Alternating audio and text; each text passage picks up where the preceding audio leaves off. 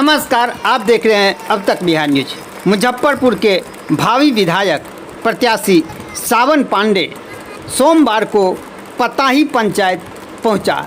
जन जागरूकता अभियान के तहत आपका बेटा आपका द्वार समाधान समस्याओं का लेकर पहुंचा, तो इस दौरान उनका भव्य स्वागत किया गया।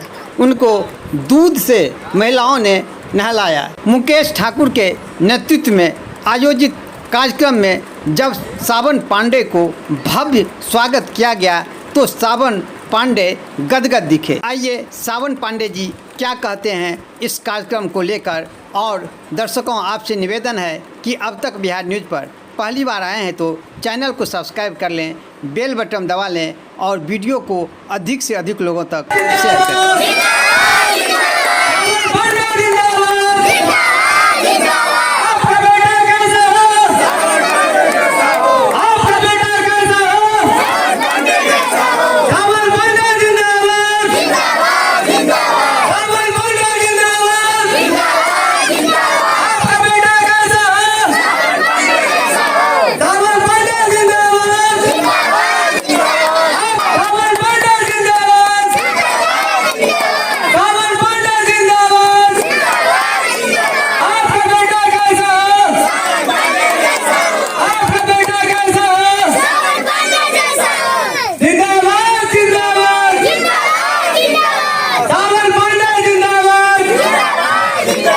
सावन पांडे जी, आज आपको दूध से नहलाया गया है, इतना प्यार कहाँ से मिल गया आपको? देखिए, ये तो आप अभी हम यहाँ आए हैं और ये हम लोग को पता भी नहीं था कि इस तरीके का सम्मान मिलेगा। मन तो बहुत अभिभूत है। और ये कार्यक्रम जब हम लोग अघोड़िया बाजार में भी थे और स्लम बस्ती को बचाने जब हम गए थे, तो वहाँ के जो अत्यंत पिछड़े लोग हैं, जो समाज के सबसे निचले पायदान पर बैठे हुए लोग हैं, उन्होंने सम्मान दिया। और आज ये सम्मान पाकर के एकदम मन अभिभूत है। लगता है कि अब मुजफ्फरपुर में बदलाव की बड़ी जिम्मेवारी मेरे सिर पर सौंप दी गई है। अब बड़ा कर्जदार हो गया हूं और 2025 में मुजफ्फरपुर को जिताने का काम करेंगे हम लोग। क्योंकि आज तक मुजफ्फरपुर हारता आया है, जीत तो कोई और रहा है। जीतता है, अपना महल अटारी बनाता है, लेकिन हारता मुजफ्फरपुर है। तो मुजफ्फरपुर को इस बार हारने नहीं दिया जाएगा, मुजफ्फरपुर को जिताया जाएगा और पटना के सदन में मुजफ्फरपुर दहाड़ने का काम करेगा। अच्छा, नगर विधानसभा 94 से आप मुजफ्फरपुर से आप चुनाव लड़ना चाह रहे हैं? अभी ऐसा कोई विचार नहीं बना। अभी तो हम जन जागृति अभियान लेकर के चले हैं, आपका बेटा आपके द्वार, समाधान समस्याओं का। अब हम घर घर जा रहे हैं, लोगों का की समस्याओं को सुन रहे हैं। मेरी जितनी क्षमता है, चूंकि मैं किसी पद पे हूं नहीं, मेरी जितनी क्षमता और जितनी समझ है, उससे समस्याओं के निदान के लिए मैं अभी घूम रहा हूं। उसके बाद मुजफ्फरपुर की जनता, चूंकि मेरे लिए जनता नहीं, मेरा परिवार है, और मेरे परिवार के सदस्य अगर मुझे कहेंगे कि नहीं लड़ना है हम सबको, तो मुजफ्फरपुर को लड़ाएंगे और मुजफ्फरपुर को जिताने का काम करेंगे। यदि आप विधानसभा चुनाव लड़ते हैं तो क्या किसी पार्टी से लड़ेंगे या निर्दलीय लड़ेंगे? देखिए, अब ये सारा निर्णय हमारा जो ये परिवार है मुजफ्फरपुर, यहाँ के लोग करेंगे। दल की बात उसी वक्त होगी जब लोग निर्णय देंगे कि इस दल में जाइए या निर्दल आइए, तय उसी वक्त होगा। क्या लगता है, जिस तरह से एनडीए अभी है, महागठबंधन है, बीच में प्रशांत किशोर भी आ रहे हैं, इस लड़ाई में कहाँ टिकेंगे? देखिए, ये लड़ाई मुजफ्फरपुर के जनता की है।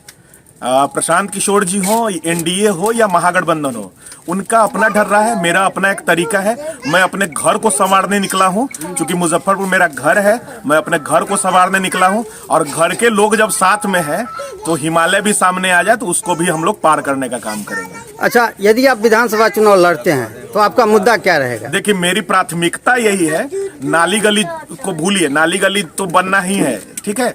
नाली गली बना करके कोई विधायक सांसद एहसान नहीं करता है। मेरी जो प्राथमिकता है रोजगार है।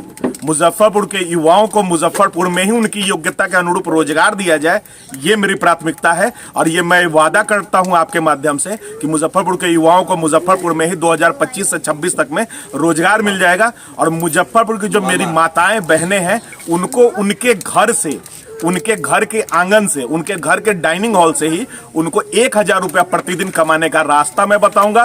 और रास्ता ही नहीं बताऊंगा, जो पूंजी लगेगा वो पूंजी भी मैं देने और दिलवाने का काम करूंगा। मेरी माँ बहनों को समूह लोन के चक्कर में, जाल में नहीं फंसना होगा। अच्छा, सब नेता आते हैं चुनाव के समय, बड़ी बड़ी बातें करते हैं और चले जाते हैं, जीत कर भी चले जाते हैं।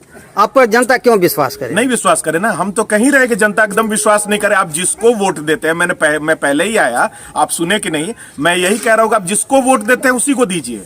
आप अपने जात वाले को चुनिए कि धर्म वाले को चुनिए, उससे मतलब नहीं है। हारना आपको है, ये तय है। और मैं ये भी नहीं कह रहा हूं कि मैं वोट मांगने आया हूं या मैं कोई नेता हूं। मेरा जो पंचलाइन है वही देखिए कि आपका बेटा आपके द्वार है। तो ये मैं बेटा बन करके, भाई बन करके यहाँ के लोगों से पूछे कि मैं क्या कहने आया हूँ। मैं उनको जगाने आया हूँ कि अपने बच्चों का मुंह देख करके वोट कीजिए और अपने नेताओं से सवाल कीजिए कि आने वाले 5 साल में आप हमारे लिए, हमारे बच्चों के लिए क्या कीजिएगा। मैं ये बताने आया हूँ, मैं वोट मांगने नहीं आया हूँ और न किसी दल की बात या किसी नेता की बात कहने आया हूँ। मैं बाबा साहब के सपनों को साकार करने के लिए और बाबा साहब को सच्ची श्रद्धांजलि दिलवाने के लिए मैं घूम रहा हूँ। क्योंकि बाबा साहब को सच्ची श्रद्धांजलि तब मिलेगी जब वो दबे कुचले को जो वो अधिकार दे करके गए हैं, उनकी इस उंगली में जो अधिकार है, उस अधिकार, उस ताकत को मैं दिखाने और बताने आया हूँ। आप जिस तरह से बोले हैं वो सुर लग रहा है प्रशांत किशोर से मिलजुल रहा है, क्या उनसे आप प्रभावित हैं क्या? प्रशांत किशोर जी के साथ मैं 2 साल रहा हूँ। परम आदरणीय श्री प्रशांत किशोर जी के साथ मैं 2 साल रहा हूं और मैं उनसे पहले से जन जागृति में लगा हुआ हूं। तो मैं उनसे प्रभावित नहीं हूं। हमारा और उनका मार्ग है बिहार सुधारने का और हमारा मार्ग है मुजफ्फरपुर सुधारने का। अगर उनका मार्ग बिहार सुधारने का तो मेरा मार्ग मुजफ्फरपुर सुधारने का है। मैं अपना घर सुधारूंगा, उसके बाद मैं बिहार का सपना देखूंगा। अभी मैं घर सुधारने निकला हूं। सुर तो मतलब अगर एक ही क्लास में और एक ही सब्जेक्ट को पढ़ेंगे तो जाहिर सी बात है कि वही फॉर्मूला लिखा होगा, वही लाइनें लिखी होंगी, वही कविताएं लिखी होंगी। तो जो समान रूप से पढ़ेंगे तो हम लोग निकल चुके हैं, ठीक है ना, मुजफ्फरपुर को बदलने के लिए। अच्छा सावन पांडे जी, आपका पहले राजनीतिक बैकग्राउंड क्या रहा है? मेरा कोई राजनीतिक बैकग्राउंड नहीं है। मुझे राजनीति से कोई लेना देना नहीं रहा है। मैं एक पढ़ा लिखा व्यक्ति हूँ। MBA और लॉ मैंने कर रखा है। पटना हाई कोर्ट में इनरोल्ड वकील हूँ मैं और मेरा अपना बिजनेस व्यापार था।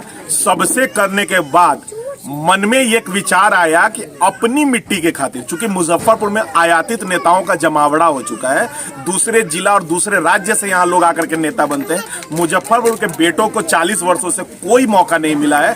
तो मैं मुजफ्फरपुर के बेटे को यहाँ नेता बनाने आया हूँ। मूल माटी मुजफ्फरपुर को मजबूत करने आया हूँ। मुजफ्फरपुर के युवाओं को रोजगार मुजफ्फरपुर में दिलवाने का सपना लेकर के मैं घूम रहा हूँ और मुजफ्फरपुर के लोगों को जागृत करने चला हूँ। अच्छा, मुजफ्फरपुर को आप सुधारना चाहते हैं। मुजफ्फरपुर की प्रमुख समस्याएं क्या है? देखिए, मुजफ्फरपुर की तो सबसे प्रमुख समस्या है जाम है, नाली बजबजाते नाली की समस्या है, टूटी हुई सड़कें हैं, स्लम बस्ती में गंदे हालात में रह रहे लोग हैं, शौचालय की समस्या है, 12 महीने के अनाज पर अंगूठा लेकर के 11 महीने का अनाज देते हैं यहाँ के डीलर साहब लोग। तो बहुत सारी समस्याएं हैं। मुजफ्फरपुर में रोजगार का एक बड़ा हब है, लेकिन उस हब को बंद कर दिया गया है और मुजफ्फरपुर से युवाओं को लिच्छवी एक्सप्रेस और पटना ये पवन एक्सप्रेस के लैट्रिन के सीट पर सूत करके जाना पड़ता है नौकरी के लिए दिल्ली और बॉम्बे। ये सब समस्याएं जो हैं, इन समस्याओं का समाधान करना मेरी प्राथमिकता में है और इन सारे समस्याओं को जड़ से मिटा देना 2025 और 2026 का मेरा ये लक्ष्य है।